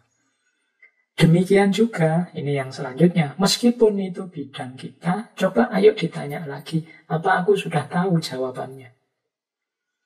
Kalau belum tahu, harus jujur, belum tahu. Tidak apa-apa, tidak akan menjatuhkan martabat kita. Justru menunjukkan kita ini orang yang punya integritas moral. Jadi jujur, tidak tahu ya bilang tidak tahu. Atau ya kalau ingin lebih objektif lagi, belum tahu. Mungkin besok setelah belajar saya tahu. Nah, ada juga sebelum menjawab, coba bertanya, apa harus mencari rujukan dulu? Ini pada dirimu yang mau jawab. Ini saya uraikan begitu saja, seingat saya, atau ini problemnya penting. Kalau saya uraikan begitu saja, nanti jangan-jangan keliru. Harus buka buku dulu, harus cari rujukan dulu, harus tanya ahlinya dulu. Ya kalau memang butuh cari rujukan dulu, ya jawabannya di PR saja, di pending saja. Mohon maaf, ini saya harus buka kitabnya, khawatir saya keliru. Ya saya hafal sih sedikit-sedikit, tapi hafalan saya kemungkinan tidak utuh lagi. Jadi kalau tiba-tiba saya sampaikan nanti menyusahkan dan menyesatkan. Jadi PR ya, kalau memang acaranya selesai saya jawab offline ya. Nanti kita ketemu lagi, atau ya tetap lewat medsos nanti saya japri atau DM, tidak apa-apa. Jadi tegaskan lagi, ini butuh rujukan apa enggak. Kalau memang yakin jawabannya sudah tepat, enggak, saya ingat kok butuh rujukan, tapi saya hafal rujukannya, sudah saya sampaikan saja. Ya disampaikan saja, tidak apa-apa.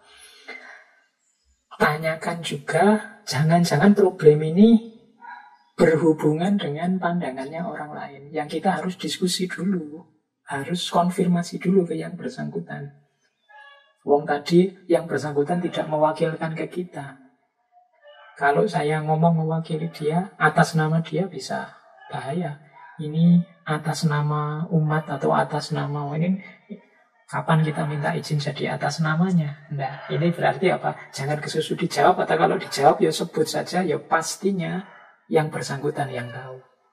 Nah, jadi kalau ada hubungannya dengan orang lain, butuh konfirmasi atau butuh pendalaman dengan orang lain, harus didiskusikan dulu dengan orang yang bersangkutan, ya jangan kesusu dijawab.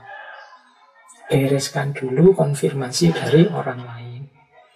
Kemudian kadang-kadang juga harus observasi dulu.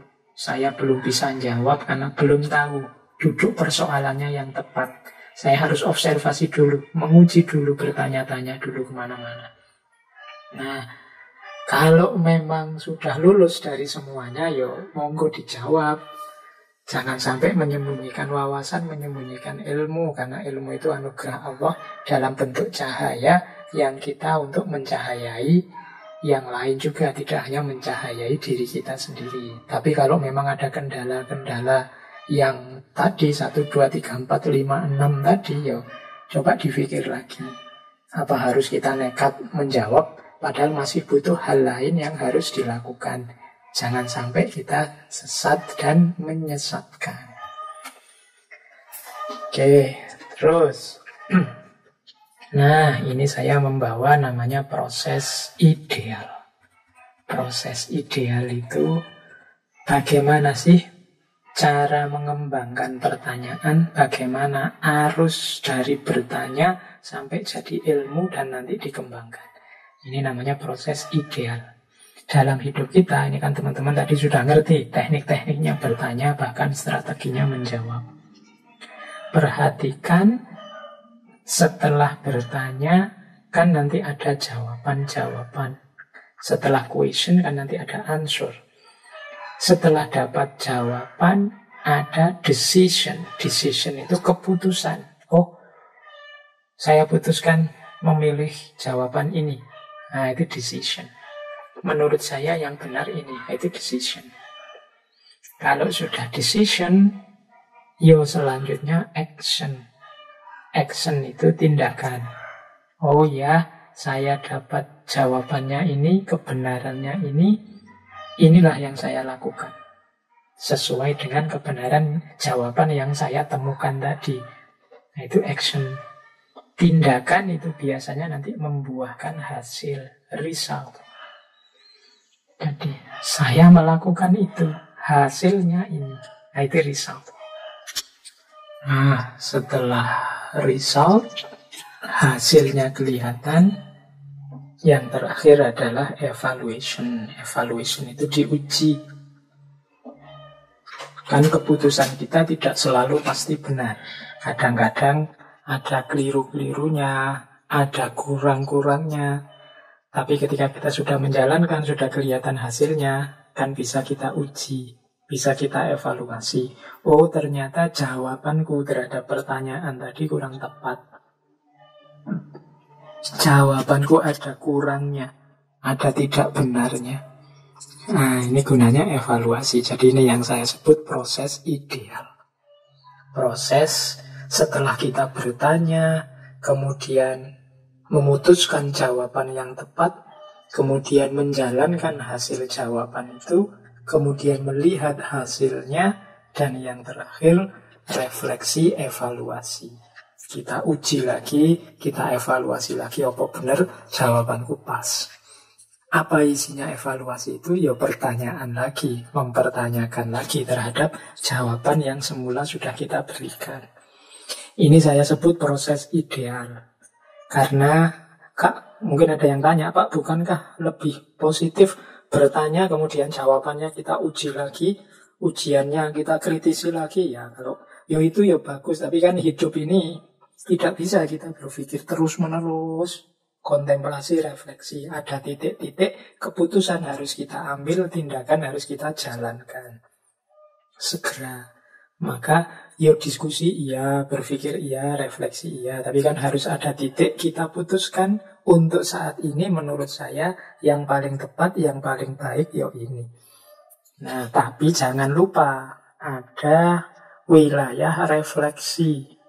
Refleksi itu berpikir ulang, evaluasi, mengevaluasi ulang apa yang selama ini sudah aku putuskan, cocok apa enggak, sesuai apa enggak.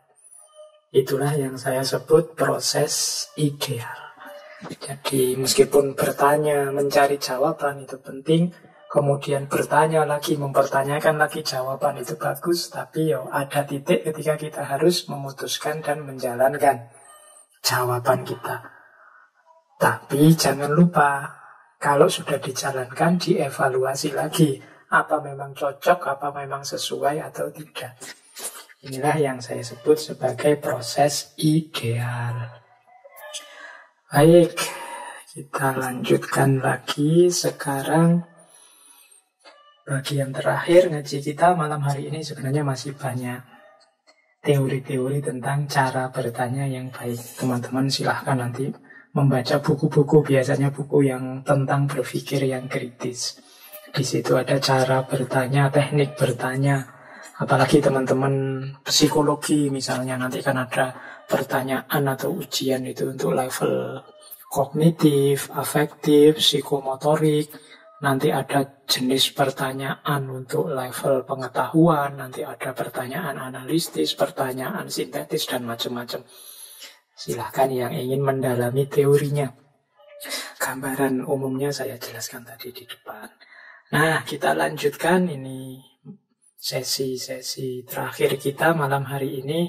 Saya ingin masuk ke ranah adab bertanya. Adab itu etiket, cara kita bertanya yang baik. Karena kadang-kadang ya bertanya itu penting, tapi ketika disampaikan dengan tidak baik, hasilnya juga tidak positif. Pertanyaan yang disampaikan dengan tidak baik itu kadang hasilnya konflik. Orang merasa diuji, orang merasa direndahkan, orang merasa tidak dianggap, dan lain sebagainya. Maka kita perlu juga belajar adab bertanya. Nah, yang pertama, ini pelan-pelan ya. Bertanyalah secara sederhana dan mudah dipahami. Jangan bertanya dengan kalimat-kalimat panjang atau menggunakan kata-kata asing yang sukar dipahami orang. Ini menurut saya penting ya. Kadang-kadang kita itu sambil bertanya, sambil ingin memamerkan betapa kita itu punya wawasan yang luas. Betapa kita itu punya pandangan yang lebih bagus daripada orang yang kita tanya. Nah, ketika kita ingin memamerkan luasnya wawasan kita, keunggulan pandangan kita dibandingkan orang yang kita tanya, ini sering jadi blunder. Jadi jawabannya akhirnya sering bukan kebenaran, tapi pertandingan. Siapa yang lebih benar, siapa yang lebih kuat. Bertanyalah karena memang itu penting untuk ditanyakan. Gunakan kalimat-kalimat yang sederhana, mudah dipahami. Jangan gunakan kalimat-kalimat panjang. Kadang-kadang ada orang bertanya itu lebih panjang daripada narasumbernya, pematerinya. Pematerinya 10 menit, dia bertanyanya sampai 15 menit misalnya. Nah ini ya kayak narasumber tandingan akhirnya. Tanyakan saja to the point, sesuai yang mau ditanyakan, secara sederhana dan mudah dipahami. Jangan pakai kalimat-kalimat panjang, apalagi sambil membaca buku. Ini yang saya baca ini bunyinya begini Pak, bla bla bla bla, dibaca panjang sekali. Setelah itu baru bertanya. Ini membuat jengkel yang lain, jangan-jangan juga membuat jengkel yang ditanya. Bertanya secara sederhana saja, karena memang ingin tahu. Atau ingin kejelasan, atau ingin yang tadi 9 tadi, apa yang kita inginkan langsung saja. Jangan dibiasakan juga menggunakan kata-kata asing yang sulit dipahami orang. Kadang-kadang kita kan suka dengan istilah-istilah asing, rasanya lebih keren. Pakai kata-kata eksistensi lah, esensi lah, pakai kata-kata pokoknya yang asing-asing, yang orang paradigma lah, apalah. Nah, ya mungkin banyak yang paham, tapi kasihan yang nggak paham itu loh. Ini maksudnya apa? Apalagi kalau dalam forum yang umum, yang tidak orang-orang tertentu saja, yang elit saja, intelektual saja yang ikut. Jadi kalau memang ada padanannya istilah yang mudah, ya gunakan istilah-istilah yang mudah saja. Jadi ini menurut saya penting. Jadi yang pertama, bertanya sederhana saja, yang penting mudah dipahami. Terus yang kedua, kalau kita bertanya dengan tujuan memperoleh pengetahuan, tegaskan apa yang ingin kita ketahui itu. Sebelum mengajukan satu pertanyaan, kita perlu tahu apa yang tidak jelas bagi kita. Karena kalau kita tidak menegaskan, kadang-kadang ya pertanyaan kita itu mendapat jawaban yang tidak memuaskan. Karena kita sendiri tidak jelas apa yang membuat kita puas, cara mengajukannya juga tidak jelas. Jadi tegas saja, Pak, Bu, saya ingin tahu tentang ini loh. Nah, itu kan jelas. Saya tadi dalam penjelasan belum paham bagian yang itu, yang tentang ini. Maksudnya bagaimana ya, ini lebih jelas. Kadang-kadang kita bertanya itu kan malu kalau ngomong to the point langsung. Terus kita beri ilustrasi-ilustrasi, yang kadang ilustrasinya malah bikin rumit. Atau yang ditanya terus terdistraksi. Dia justru yang ditanggapi ilustrasinya, bukan pertanyaan utamanya. Jadi kalau mau bertanya, coba tegaskan. Mungkin di awal atau di akhir kalimat. Saya ingin tanya tentang ini loh. Saya ingin kejelasan tentang ini loh. Ilustrasinya menyusul di belakang. Jadi biar yang ditanya itu paham. Karena kadang-kadang kita memberi ilustrasi terlalu panjang lebar, yang ditanya teralihkan perhatiannya pada ilustrasi kita. Akhirnya yang ditanggapi ilustrasi kita, bukan pertanyaan kita. Jadi yang pertama dan kedua, adabnya bertanya itu ya sederhana, mudah dipahami, to the point, dan tegaskan apa yang kita tanyakan, apa yang kita inginkan. Oke, ini kalau pertanyaan untuk mendapatkan informasi. Terus ada kalanya, yang nomor 3 ini, adabnya bertanya. Kalau kita bertanya bukan karena ingin tahu, tapi untuk memancing orang biar paham, biar tahu. Misalnya guru kepada muridnya, pemimpin diskusi untuk mengarahkan diskusi. Nah, ada baiknya kita tidak langsung bertanya tentang inti permasalahannya, tapi diberi tambahan-tambahan informasi. Siapa tahu orang yang kita arahkan, ya orang yang kita tanya belum ngerti informasi dasarnya. Tadi kan untuk bertanya itu harus ngerti informasi dasarnya. Nah, kadang-kadang kita kepada murid atau pemimpin diskusi itu harus menunjukkan informasi-informasi dasar ini. Baru kemudian kita ajukan pertanyaan.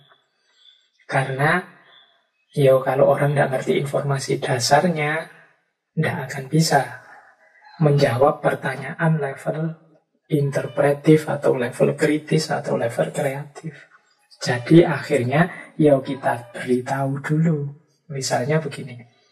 Ini di slide saya contohkan tentang lumpur lapindo.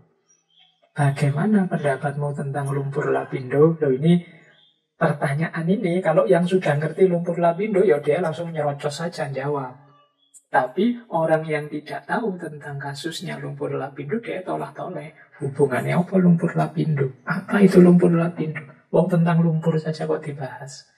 Nah, maka sebelum bertanya boleh kita kasih informasi dasar awalnya. Misalnya begini, sebagaimana kita tahu beberapa tahun yang lalu terjadi luapan lumpur yang tidak bisa dihentikan di daerah Sidoarjo, Jawa Timur, yang berasal dari bekas pengeboran perusahaan yang bernama Lapindo. Bagaimana pendapatmu tentang hal ini? Loh, kalau itu kan jelas. Jadi orang ngerti informasi dasarnya. Ini untuk kita ya, yang kadang-kadang bertanya untuk menguji kapasitas itu butuh informasi dasar. Pada murid kita, pada peserta diskusi dan lain-lain. Karena tidak semua orang ngerti. Nah, ini adab kedua. Karena pertanyaan yang kita ajukan itu kan biasanya sesuai asumsi yang ada di kepala kita. Yang itu tidak semua orang tahu. Sesuai informasi yang ada di kepala kita. Yang itu tidak semua orang tahu. Oke, terus yang keempat, jangan sampai kita bertanya hanya untuk membuktikan bahwa kita benar dan orang lain salah. Hal ini hanya akan menunjukkan bahwa kita sebenarnya tidak berpikiran terbuka, ingin menang sendiri, atau ingin dilihat pintar oleh orang lain. Kita harus bertanya hanya karena kita tertarik untuk membahas sesuatu atau karena kita tidak tahu tentang sesuatu. Kadang-kadang kan memang ada orang-orang yang seperti ini. Dia bertanya hanya untuk menonjolkan dirinya. Hanya untuk membuktikan bahwa aku lebih pintar, aku lebih benar, aku lebih jago, wawasanku lebih luas daripada wawasannya orang itu. Nah, jangan lupa kalau kita punya gaya seperti ini, justru orang akan melihat kita arogan. Orang akan melihat kita, kitalah yang berpikiran sempit. Kita kelihatan seperti orang yang ingin menang sendiri, ingin benar sendiri, ingin kelihatan paling pinter. Jadi teman-teman, ayolah kita biasakan yuk bertanya itu karena tidak tahu, atau paling tidak karena ada yang ingin kita bahas lebih dalam dengan bersama orang yang kita beri pertanyaan. Bukan karena ingin uji atau ingin pamer bahwa kita lebih pintar dari dia. Karena audien itu kemungkinan justru menangkap kita seperti tadi. Orang ini hanya ingin pamer wawasannya, orang ini hanya ingin kelihatan lebih pintar. Mungkin orang ini ingin bilang bahwa narasumbernya itu yang kayak aku saja, tidak kayak dia. Itu audien bisa menangkapnya begitu. Makanya kita juga harus hati-hati. Niatnya ingin menjatuhkan orang, bisa jadi malah kita sendiri yang jatuh. Karena kita tidak hati-hati. Baik, jadi itu yang keempat. Ini warning untuk kita ya. Yuk kalau memang ingin bertanya karena memang kita tidak tahu atau ingin membahas lebih dalam. Karena mungkin yang orang ini lebih ahlinya, siapa tahu bertukar pikiran bersama melahirkan wawasan-wawasan baru yang luar biasa.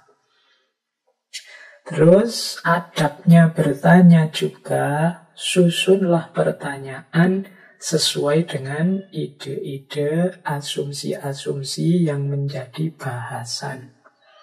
Jangan bertanya di luar kajian yang sedang dibahas atau di luar asumsi-asumsi yang sedang dikaji. Ketika orang bicara sosiologi, pertanyaan-pertanyaan kita dalam konteks sosiologi. Kalau orang sedang membahas pertanian, pertanyaan-pertanyaan kita relevan dengan dunia pertanian. Karena kita tidak boleh egois. Pokoknya saya ingin tanya ini, peduli amat ini temanya tentang apa. Ini biasanya kasihan yang lain. Dalam sebuah forum diskusi itu kan tidak semua orang cocok dengan ide atau isu yang ingin kita angkat yang berbeda dengan tema umum diskusi. Kadang-kadang ada yang bertanya misalnya, mohon maaf ya Pak, ini tidak sesuai dengan konteks kajian kita hari ini. Nah itu kalau memang sudah ngerti tidak sesuai, kalau tidak sangat urgent, sangat penting, mending nanti saja setelah diskusi baru ditanyakan. Karena di forum diskusi yang banyak pesertanya, di forum publik, itu kan kasihan yang lain. Kalau kita hanya membunyikan kepentingan kita yang tidak pasti, tidak selalu selaras dengan kepentingannya orang banyak yang sedang ikut diskusi. Maka usahakan yang tampil di forum sesuai temanya, sesuai dengan konteks bahasan yang sedang dilakukan. Kalau pas tidak cocok, tidak sesuai, ditunggu di forum berbeda atau diskusi japri saja, diskusi berdua saja dengan narasumbernya. Kecuali diskusinya adalah diskusi yang privat, berdua saja, atau diskusi untuk forum khusus yang bebas, mau ngomong apa saja boleh, monggo. Tapi biasanya memang diskusi yang tidak fokus, apa saja bisa dibahas, itu diskusi yang tidak produktif. Hasilnya tidak maksimal. Kemudian, nomor 6 ini tentang akhlak. Bertanyanya secara sopan, menghargai pandangan orang lain. Jadi kita bertanya itu kan untuk mencari informasi, untuk mendalami pengetahuan. Oleh karena itu harus kita hargai orang yang kita beri pertanyaan. Kalau bertanya yang sopan. Bahkan seandainya responnya tidak seperti yang kita inginkan. Misalnya jawabannya kok tidak nyambung, bertanya lagi saja tanpa harus merendahkan, tetap dengan cara yang sopan. Bahkan mungkin seandainya, meskipun ini tidak terpuji, misalnya yang ditanya itu gayanya nyelekit, menyakitkan hati. Misalnya ditanya baik-baik, jawabannya misalnya, dasar engkau orang bodoh, dasar engkau tidak pernah dengarkan kajian, tidak pernah baca buku. Ini kan jawabannya nyelekit. Harusnya tidak boleh seperti itu. Tapi kita jangan membalas dengan hal yang sama. Dia membuat kita nyelekit, terus kita balasnya juga membuat dia nyelekit juga, membuat dia sakit juga enggak. Kalau gitu kita sama-sama jeleknya dengan beliau. Jadi yang baik saja yang kita keluarkan karena kita orang baik. Yang sopan yang kita tampilkan karena kita orang sopan. Kita hargai apapun situasi dan kondisinya beliau. Jadi tidak kemudian kalau dia ngomong jelek kita balas jelek. Dasar engkau bodoh. Nanti dikasih silahkan ada respon balik terus kita bilang bapak juga lebih bodoh dari saya. Masa?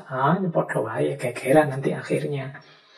Jadi ya sudah, kadang-kadang ketika responnya tidak memuaskan atau jawabannya nyelekit, ada saatnya kita ya sudah, berarti beliau mungkin tidak berkenan dengan pertanyaan saya, atau mungkin beliau belum siap untuk menjawab. Ya sudah, dihentikan saja, tidak usah dilanjutkan. Nah, itu menurut saya sikap yang bijaksana.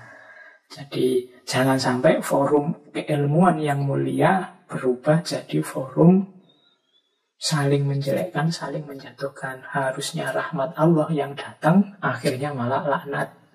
Isinya konflik dan permusuhan saja. Nah, ini masalah menurut saya. Jadi kalau memang ada indikasi, wah ini diskusinya tidak produktif lagi, tidak rasional lagi, sudah emosional, dihentikan saja. Apalagi yang teman-teman mungkin jadi moderator atau yang ngatur diskusi atau MC-nya boleh. Kalau arahnya diskusi sudah tidak sehat, wah ini sudah emosional. Kalimat-kalimat tidak patut sudah keluar, kebun binatangnya muncul semua. Ya sudah, dihentikan saja pembahasan diskusinya, ganti tema atau diskusinya diakhiri.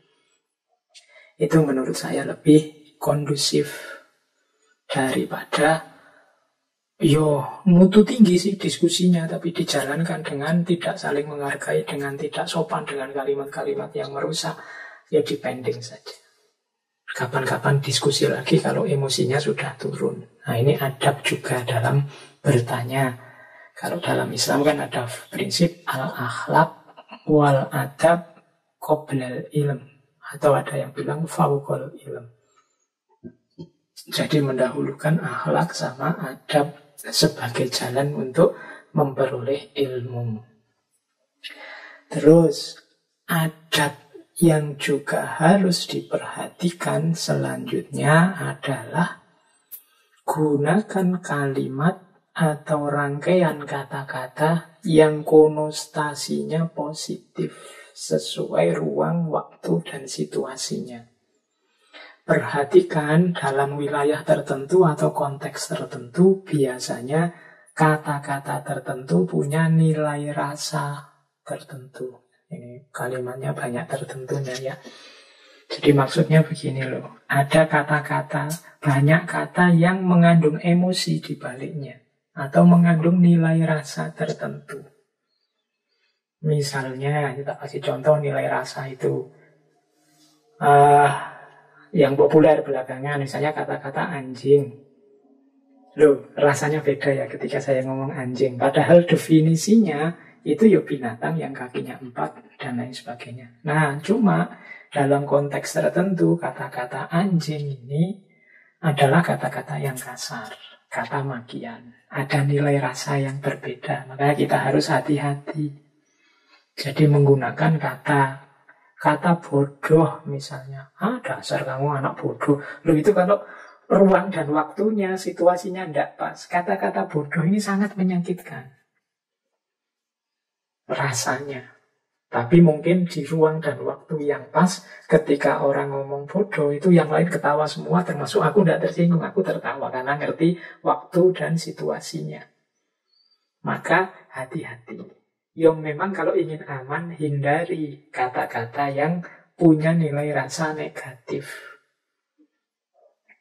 Jadi bukan memang istilahnya itu Pak. Istilah yang jelek ya kita sebut saja dengan jelek. Ya, kalau ruang dan waktunya pas, situasinya memungkinkan, engkau menyebut kata-kata itu, tidak akan ada orang tersinggung, tidak ada orang tersakiti.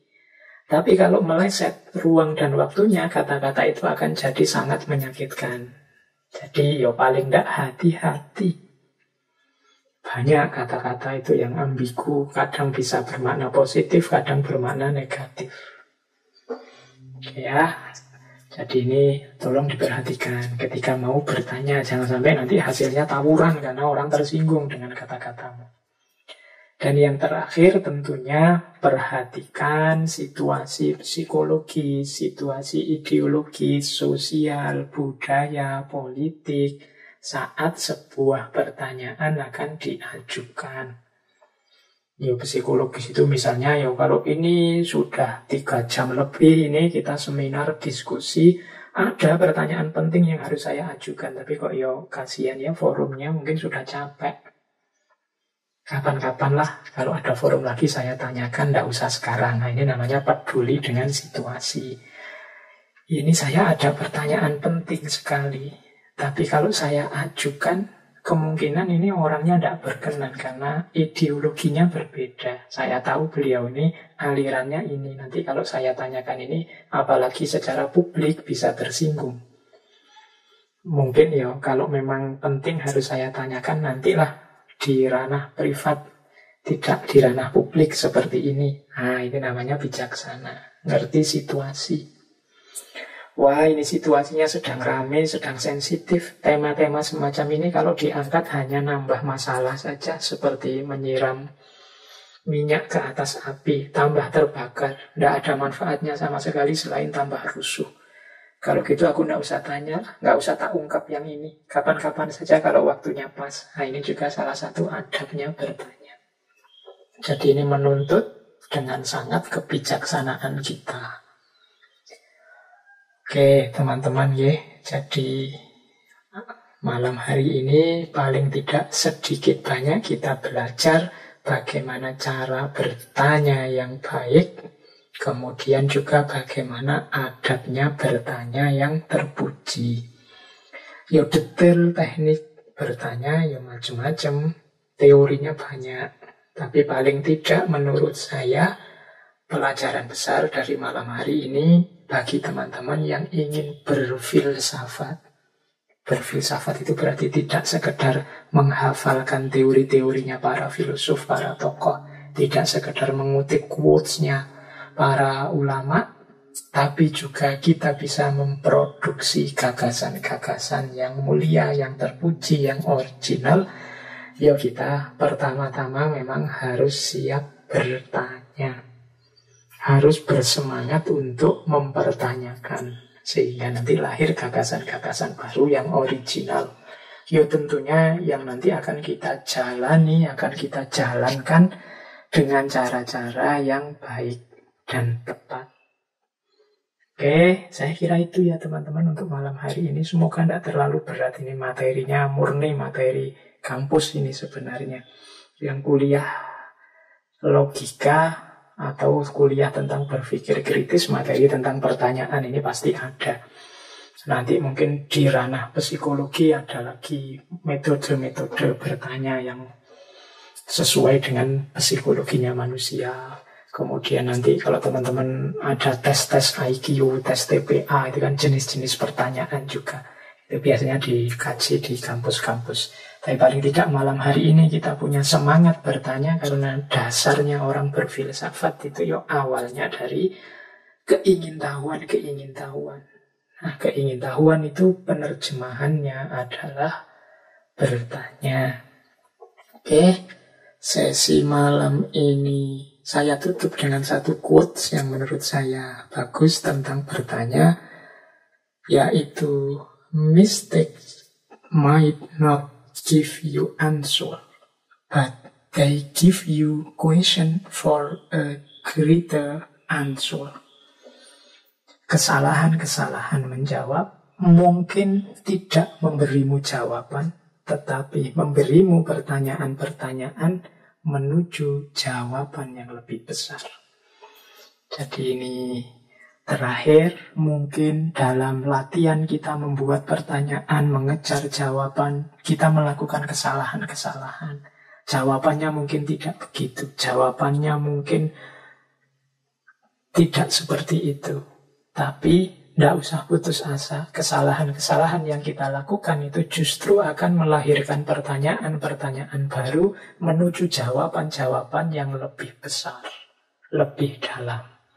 Jangan takut salah, berusaha terus, bertanyalah tanpa henti, bertanya lagi, kejar jawabannya semampumu, Salah juga tidak apa-apa, asal engkau sadar dan bertanya lagi, bertanya lagi. Insya Allah nanti akan dapat jawaban lebih dalam, jawaban lebih luas, jawaban lebih tepat.